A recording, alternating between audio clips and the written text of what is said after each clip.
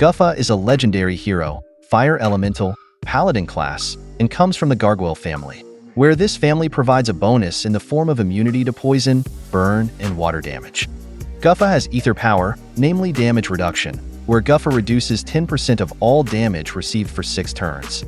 His passive skill is Gargoyle's Soft Skin, where every time Guffa casts a special skill, their Soft Skin activates, where the next 5 times they receive damage, it is reduced by -90%, and Guffa also resists all status ailment and mana reduction. Combined with his slow mana generation, Guffa will be very good for filling tank and flank positions in defense formations.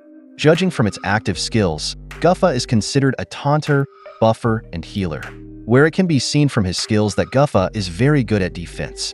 In the Titan attack formation, Guffa won't be that good, because he doesn't have the required skills. Meanwhile, in raid tournaments, Guffa will be good enough to be used in most tournaments, especially Bloody Battle. And if there are no significant changes to Guffa's skills during the beta process, then I can say that Guffa is a solid tank hero that you must have.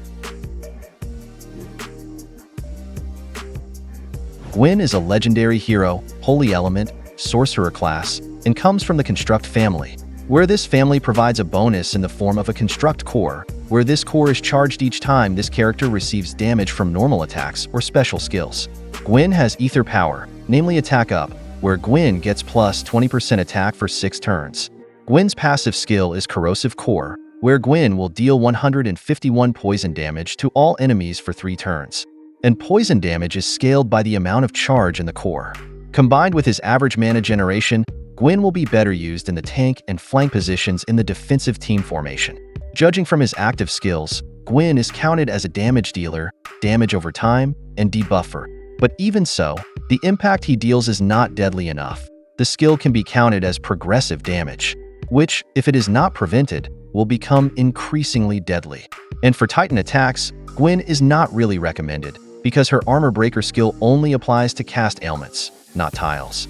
Meanwhile, for raid tournament, Gwynn is only good enough to use in defensive formations throughout tournament mode. And if there are no significant changes to Gwynn's skills during the beta process, then I can say that Gwynn is not an aggressive attacking hero, but more of an attacker in defense, which I don't think is really recommended for you to have.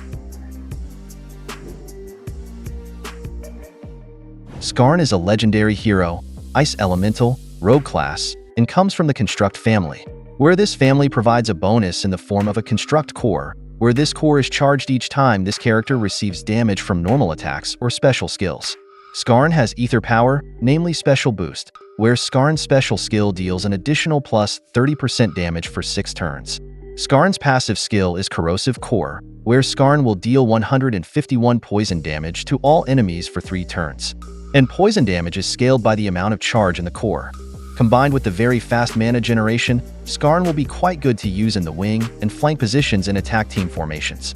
Judging from its active skills, Skarn is counted as a Reaper, damage over time, and debuffer. And the damage he deals is quite strong for a hero with very fast mana generation, very good for stacking debuffs.